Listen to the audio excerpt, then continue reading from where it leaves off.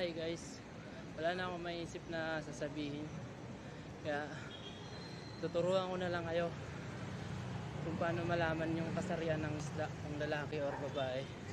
Una,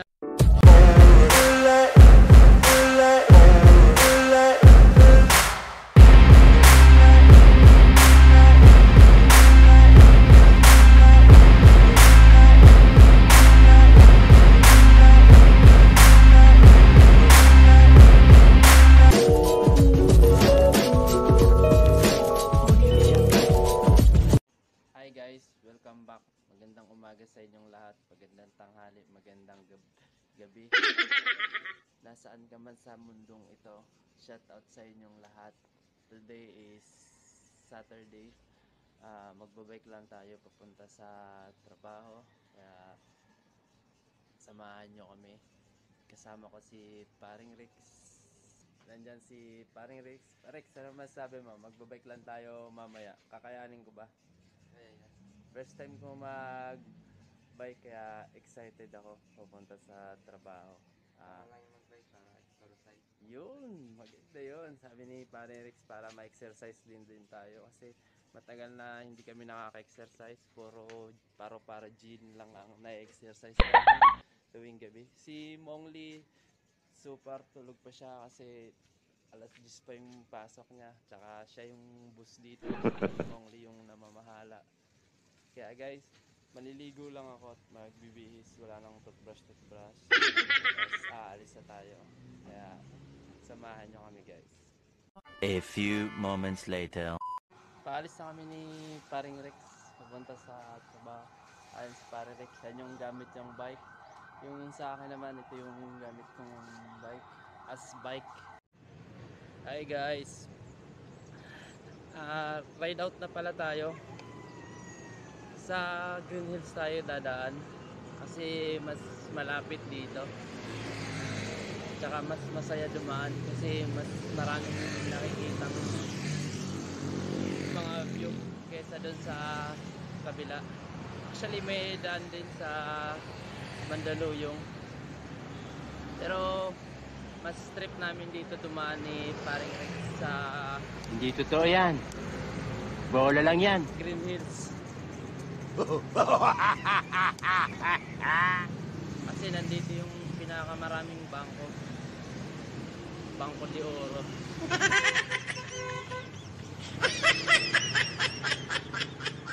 Tsaka maganda na magbike ngayon sa Metro Manila guys, kasi may sariling daanan na yung bike, may bike lane na, kaya safe na magbike sa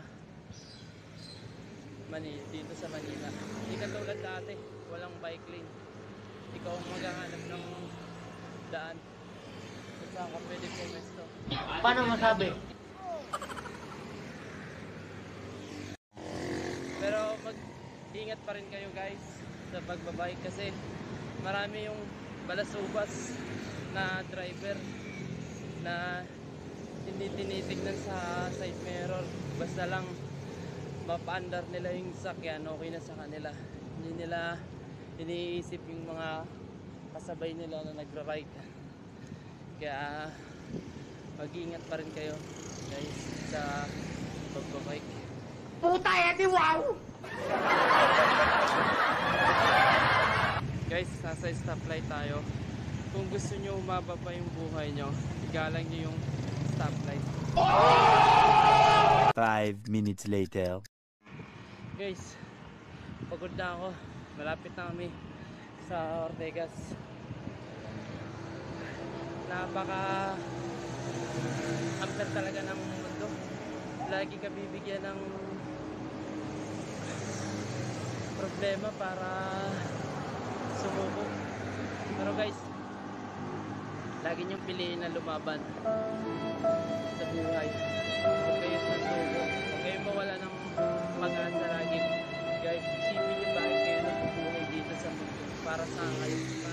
Para anong dahilan bakit kayo nabubuhay. Yung lagi. Kahit maraming problema dumarating sa buhay nyo guys, piliin nyo pa rin lagi lumaban. Kasi pag sumuko kayo, kayo lang din matatalo. Huwag kayo mawala ng pag-asa. Kasi yung bulag na, pag-ising bulag pa rin eh. Pero lumalaban pa rin sila. Ikaw pa kaya na hindi ka naman bulag? Oh my God! Wow! Guys, nasa Ortegas namin ni Paring Rex. Ito yung Ortegas EDSA Robinson POE kung tawagin. Ayan siya guys.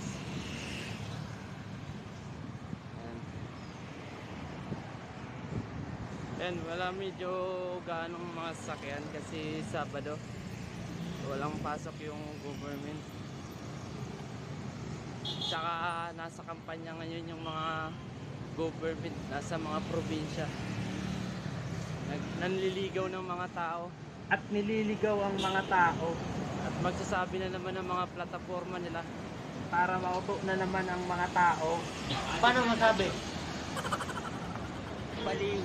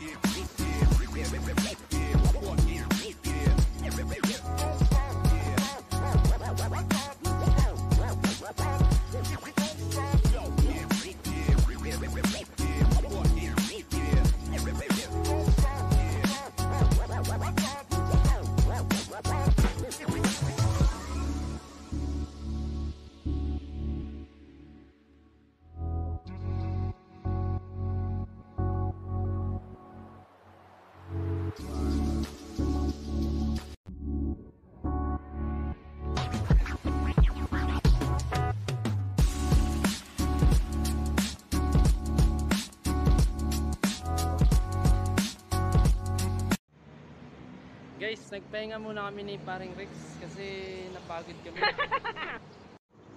Guys, ayan yan si Pare Rex. Rex, anong masabi mo, Rex? Kamusta yung ano natin? Kasi si Rex kasi sa Mandaluyong yan dumadaan lagi. First time lang niya dumaan sa EDSA. Rex, ano yung experience na dumaan ka sa EDSA nakabike? Kamusta yun? Siyempre masaya. Yun! Laging happy lang. Bawal yung sun. Yun! Ayan si Parix, yun yung laging kasama natin mag-vlog. Tsaka si Mongli, tsaka si Aljon. Sana all!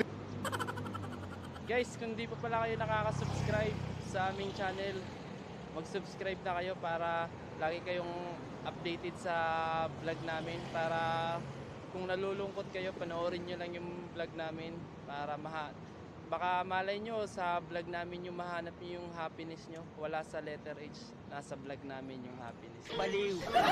A few inches later. Guys, malapit na kami ni Paring Rex sa trabaho, pero dadaan muna kami ng Jollibee. Magda-drive-thru muna kami ni Paring Rex sa Jollibee para may almasal kami. Gutom na kasi kami guys ni Paring Rex. Hindi, wow.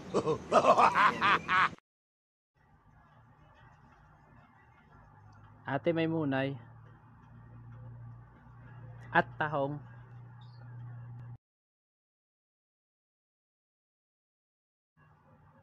Wala daw, doon meron. Tara, doon tayo. Tignan ko lang to.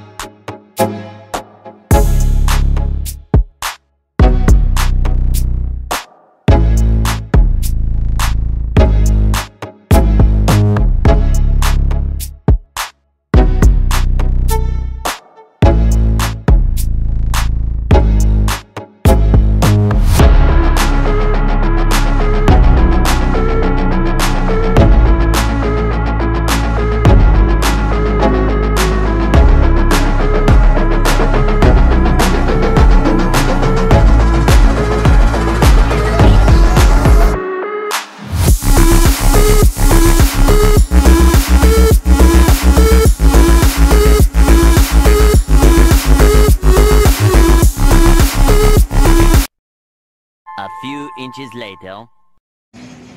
Guys, nandito na tayo sa Sparta. Papasok tayo sa gate. Hi sir, good morning. Morning, sir. Good morning.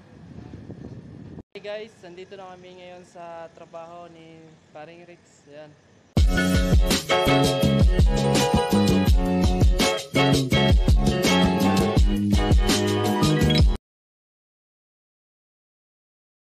Approximately 10 hours Pauwi later. na kami. Pauwi na kami ni Paring Rex. Ayan si Paring Rex. Kasama natin si Sir Ace. Hi guys, ride out na pala tayo. Papunta na tayo ng bahay sa San Juan. Kasama natin si Paring Rex. Nauna na siya ngayon. Guys, medyo matraffic ngayon. Guys, sa Mandaluyong tayo dadaan ngayon. Kasi medyo traffic ngayon. Nahihirapan tayo dumaan sa EDSA. Bahala ka sa buhay mo. Ginusto mo yan eh.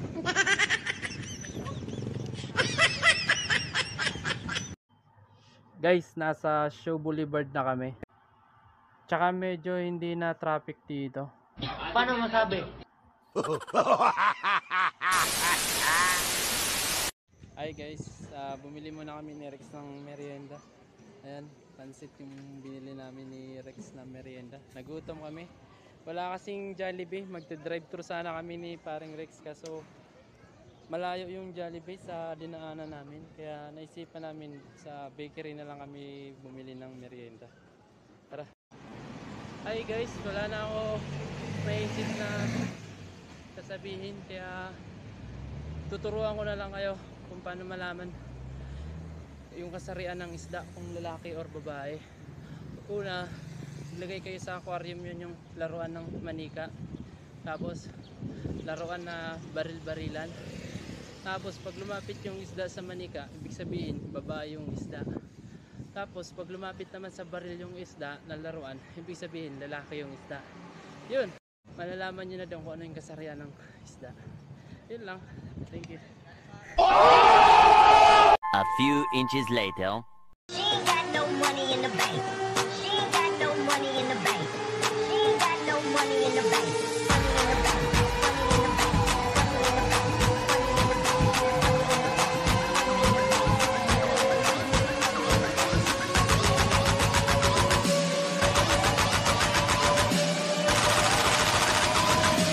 She ain't got no money in the bank. Money in the bank.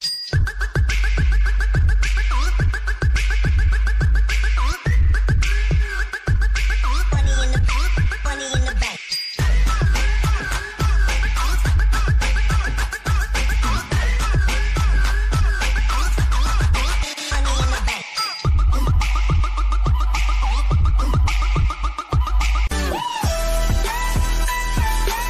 Pwede ba ilayo mo sa akin to? Ayoko makita ito. Maita ulo ko. Guys, dito na pala kami. Guys, ito pala gate namin. Papasok na si Rex sa gate. Hindi, wow. At pumasok na rin ako. Tsaka dito pala kami nakatira guys. Guys, dito na pala kami ni Paring Rex sa bahay. Hanggang dito na lang yung bike to work and share the road. Paano masabi?